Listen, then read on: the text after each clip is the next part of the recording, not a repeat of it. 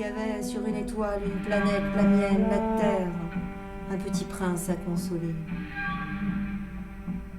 Je le pris dans mes bras, je le berçais, je lui disais, la fleur que tu aimes n'est pas en danger, je lui dessinerai une muselière à ton bouton, je te dessinerai une armure pour ta fleur, je ne savais pas trop quoi dire.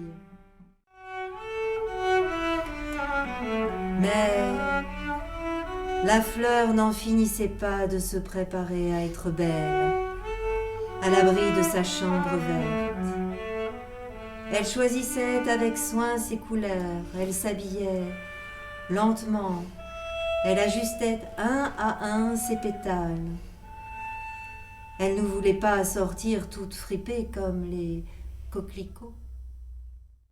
Puis elle ajouta, « Ne traîne pas comme ça, c'est agaçant. Tu as décidé de partir? Va-t'en. » Car elle ne voulait pas qu'il la vît pleurer. C'était une fleur tellement orgueilleuse.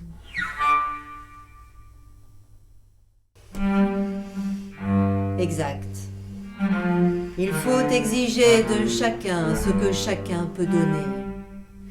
L'autorité repose d'abord sur la raison.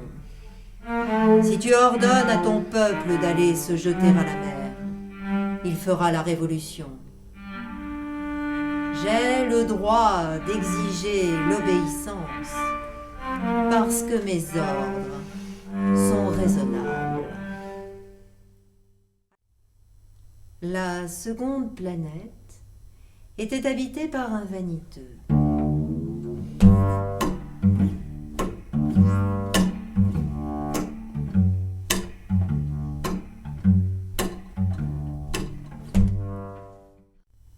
Comment peut-on posséder les étoiles? À qui sont-elles? Riposta grincheux le businessman. Je ne sais pas, à personne.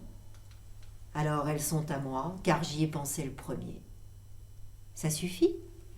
Bien sûr. Quand tu trouves un diamant qui n'est à personne, il est à toi. Quand tu trouves une île qui n'est à personne, elle est à toi. Quand tu as une idée, le premier, tu l'as fait breveter, elle est à toi. Et moi, je possède les étoiles puisque jamais personne avant moi n'a songé à les posséder. Le serpent s'enroula autour de la cheville du petit prince comme un bracelet d'or. Celui que je touche, je le rends à la terre dont il est sorti, dit le serpent.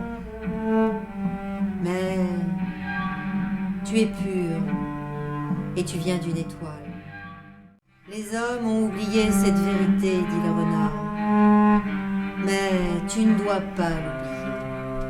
Tu deviens responsable pour toujours de ce que tu as apprivoisé. Tu es responsable de ta rose.